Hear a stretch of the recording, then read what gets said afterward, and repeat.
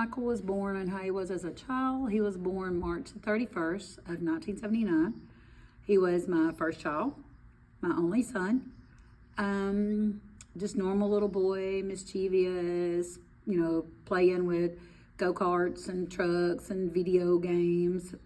And then as he got older, going to school and stuff, he finished high school, no college. He never really liked school, but he did graduate to appease mama and his grandmother. But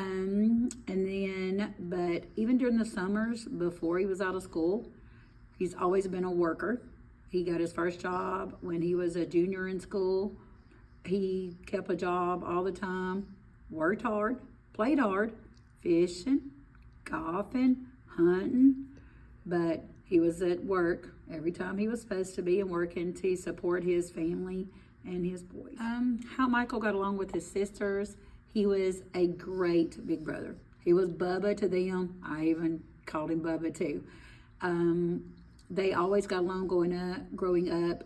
Between him and Kim were 4 years. Between him and Sonia were 8. They were always close and they were really close. The last 6 or 7 years they got closer because, you move away, you drift apart.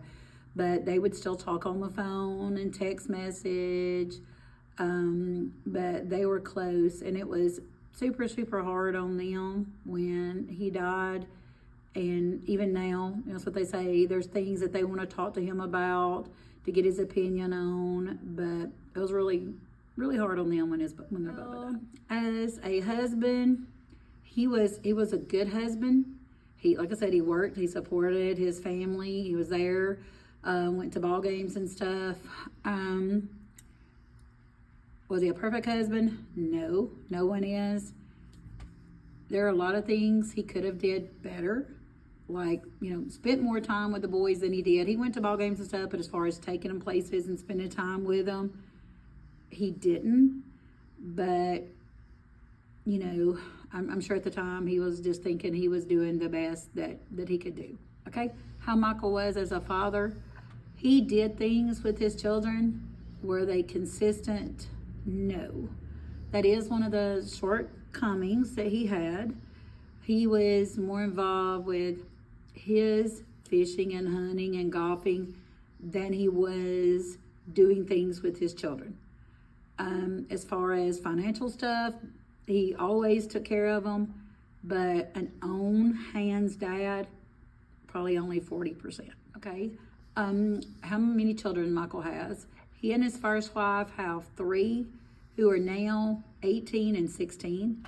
He and his second wife have Carson, who will turn 9 in October. And they had found out they were pregnant with him 6 days before Michael got killed. So Carson has never got to meet his dad. The day that Michael passed away was on Saturday morning around 7:15, 7:20. I got a call from my mom because she lives in Red Bay. Michael lived in Spruce Pine, Alabama. That they had just got the call from my aunt, who the state troopers went to her house because that's the address that was still listed on Michael's license even after he got married, and that Michael had been in a 1-car accident and he did not make it. He was just going a little too fast in a curve, got in slick gravel, the road was wet, slid into a tree on the driver's side door, and he had a head trauma and it killed him instantly. How it affected me when I got the news, when my mom called me, I just dropped to my knees, hollering. I just couldn't believe that my only son was gone. And then I had to try to get in touch with both girls to let them know. Of course, they took it the same way. And then I called our pastor and talked to him. I mean, it was probably one of the worst days I've ever had in my whole 61 years. It was the worst. And how I prepared for the funeral. Of course, Abby was pregnant. She was just like 2 months along, very sick.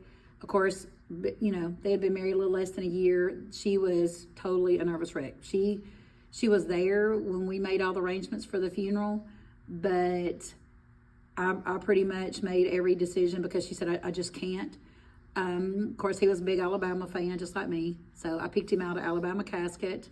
And then I carried his clothes to my house. I ironed his blue jeans. I pressed his Alabama polo shirt for him to wear.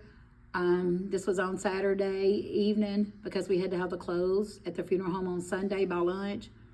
Got up Sunday morning, went to church and Sunday school because I needed the love of my church family. I needed that support. So I went to church and Sunday school and then went on to the funeral home, carried his clothes. They got him dressed and stuff. And then we had visitation Sunday night. And then we had the funeral on Monday. Abby made most of the decisions about at the funeral, which was good. But one part of the funeral I didn't agree with. She was so tore up, she didn't want to prolong it longer than she had to, so she didn't pick any music to be played whatsoever, which hurt my feelings a little bit, but I understand. And I learned also that as a parent, when they are married and they pass, you're nothing. You don't have a say-so, because I wanted to get us one of the little crosses to put on a necklace or a keychain with some of Michael's hair in it.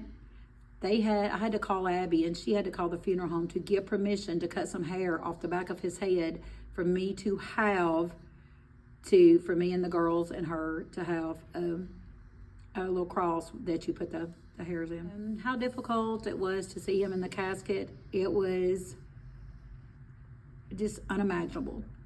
You never expect to bury a child before you.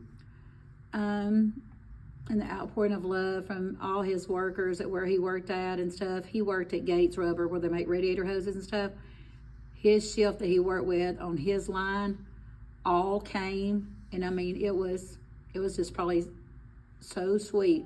They brought a piece of rubber that they cut on his machine and put it in the coffin with him, and they all signed it. It was just very emotional, because like I said, you never expect that. But they did an excellent job, and he looked just like he was laying there asleep. He looked like I haven't gone through life without him. You just take it a day at a time. Probably the most thing that's helped me the most is my faith in God. I told our pastor, and I tell people all the time, how do people cope with the death of a child if they do not have God in their lives? I don't see how they could. Because that's what's kept me going. You can choose to be bitter. You can choose to be thankful. I chose thankfulness and still do to this day, even that day, that I was thankful to God for the 35 years he gave us with him. 3 grandchildren to keep the name on for us to love on in his absence. So I'm still to this day thankful that God gave us that instead of taking him at a younger age, because some parents never got to experience their kids graduate, getting married, having grandchildren with them. They lost them too early. So I just chose to be thankful for the time God gave us. What advice would I give someone that's lost a child? Just put your grief in Jesus, because he's the only one that's going to help you through it. Medicines can't help you. Alcohol, drugs, nothing like that can help you. The grief is still there every day. Not a minute goes by that I don't miss him. Football season is the hardest for me because he would always be fishing or hunting, and he would text me on Saturday morning, faithfully, Mama, I'm hunting today. Mama, I'm playing golf today. Text me and keep me up on the ball game. So football season is the hardest time for me. But there again, put your faith in God. Choose to be thankful for the time you have with them. And, if they were saved and you're saved, then rest assured knowing you're going to see them again one day. Well, and to other people, that if you ask them to share about losing a child, pray about it and then just do it. Because things you share, one thing you say might be something that helps someone else that is in the same situation. I had a friend that lost a son in a wreck due to drunk driver. She just almost went crazy. I mean, it was really, really sad situation.